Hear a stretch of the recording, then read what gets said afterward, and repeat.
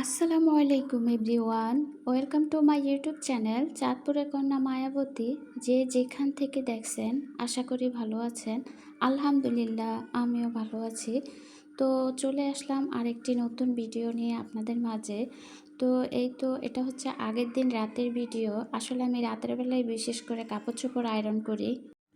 দিনের বেলা খুব একটা মনে থাকে না, আর যখন মনে ওঠে তখন দেখা গেছে কারেন্ট থাকে না। তো এই পাঞ্জাবিটা আমার হাজব্যান্ড একবারেই পরছে আর আমি আকাম করে ফেলছি। পাঞ্জাবিটা ধুইতে গিয়ে যে পাঞ্জাবির ভিতরে কাঁচা সুপারি ছিল আমি আর সেটা খেয়াল করি না। বাট ধোয়ার পরে যখন রোদে দিয়ে দিচ্ছি তখন একদম দাগ পড়ে গেছে সুপারির। তো এখন আর ও পড়তেছে না, এখন আয়রন করে রেখে দিচ্ছি। পরবে কিনা জানি না। তো কাপড় চোপড় আয়রন করে ও যখন বাসায় আসছে তখন ওকে বললাম যে সব সময় তো আমি তোমার কাপড় চোপড় আয়রন করে দিই, আয়রনের টাকাটা বাঁচিয়ে দেই, ওই টাকাটা তুমি আমাকে দিয়ে দিও। তা আমার হাজব্যান্ড হাসতেছে আর বলতেছে যে তাহলে তুমি বিদ্যুৎ বিলটা দিয়ে দিও। তো আমি বলতেছি যে না, তুমি আমাকে আমার টাকা দিয়ে দিবা। তো ও বলতেছে যে আসলে আমার যা আছে সবই তো তোমার, আবার এক্সট্রা করে দেওয়ার কি আছে। আসলে কি এটা সত্যি যে একটা হাজব্যান্ডের যা আছে সব কিছু একটা তার ওয়াইফের, এটা কতটুকু সত্যি আমি জানি না। তবে হয়তো সত্যি, আবার হয়তো বা না। কারণ পুরুষ মানুষ দেখা গেছে যখন ভালো লাগে তখন তো ভালো লাগে, আর যখন ভালো না লাগে তখন ছুঁড়ে ফেলতেও দ্বিধা করে না। আমি আমার এই চোখে অনেককে দেখছি যে ফ্রেন্ড সার্কেলদের জন্য অনেক কিছু ব্যয় করে, বাট তার ঘরে ওয়াইফের জন্য বা বাচ্চা কাচ্চার জন্য তেমন একটা ব্যয় করে না। তো আলহামদুলিল্লাহ সেক্ষেত্রে আমি অনেক লাকি যে আমি যা চাই বা যেভাবে চাই সেটা যত দামি হোক, আমিও চেষ্টা করি সবসময় হাজব্যান্ডের ইনকামের উপরে আমার চাওয়া পাওয়াগুলো রাখতে। এতে করে আমার হাজব্যান্ড আলহামদুলিল্লাহ আমি যা চাই সবই পাই, হয়তো কোনো কিছু চাওয়ার আগেও পেয়ে যাই।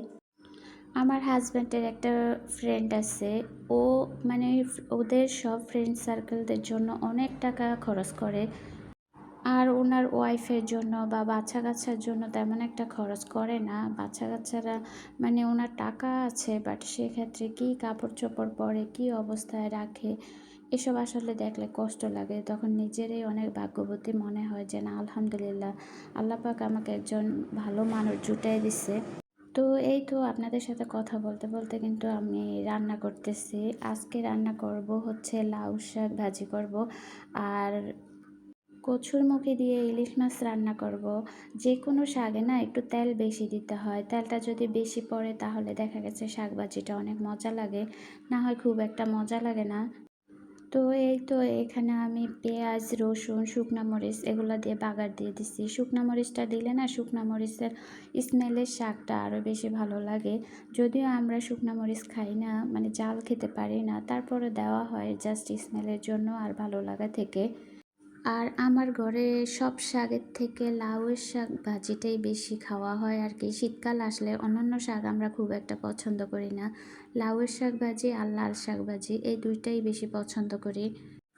কিছু স্বামী আছে যে একটু উদার মনের হয়, যে যত ইনকাম করে তার চেয়ে বেশি দেখা গেছে ওয়াইফের জন্য বাচ্চা কাচ্চার জন্য খরচ করে।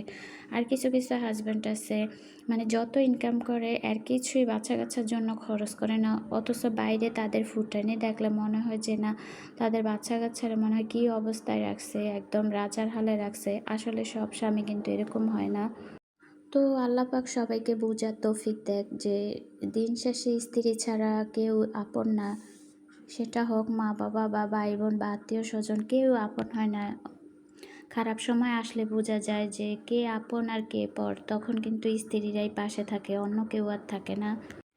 এই দিক দিয়ে আমি লাকি, আমার হাজব্যান্ড আজকে এত বছর বিয়ে হয়েছে আমি ওকে কখন একটা সুতা কিনতেও দেখি না ওর নিজের জন্য।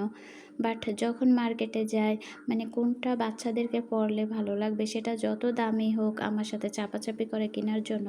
বাট আমি একটু দেখা গেছে যে একটু দামি কাপড় চোপড় কিনতে চাই না, বা দামি একটু জুতা টুতা অত একটা নিতে চাই না, কিন্তু আমার হাজব্যান্ড আমাকে অনেক ইয়ে করে।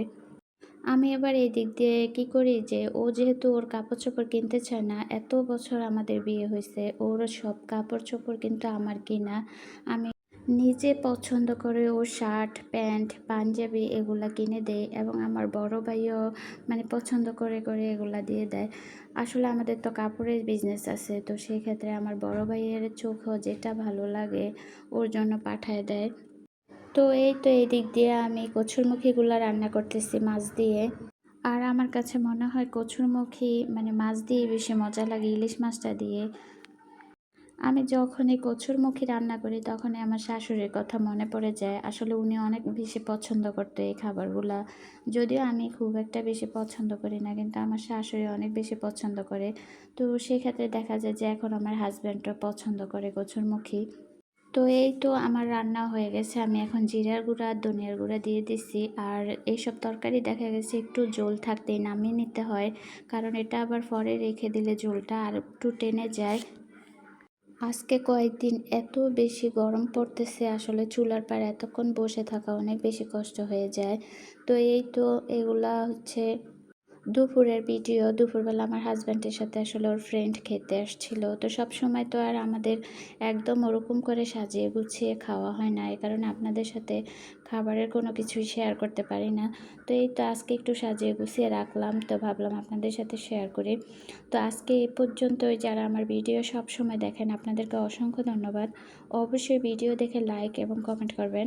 আর যারা নতুন আমার চ্যানেলে আসেন তারা অবশ্যই সাবস্ক্রাইব করে পাশে থাকবেন।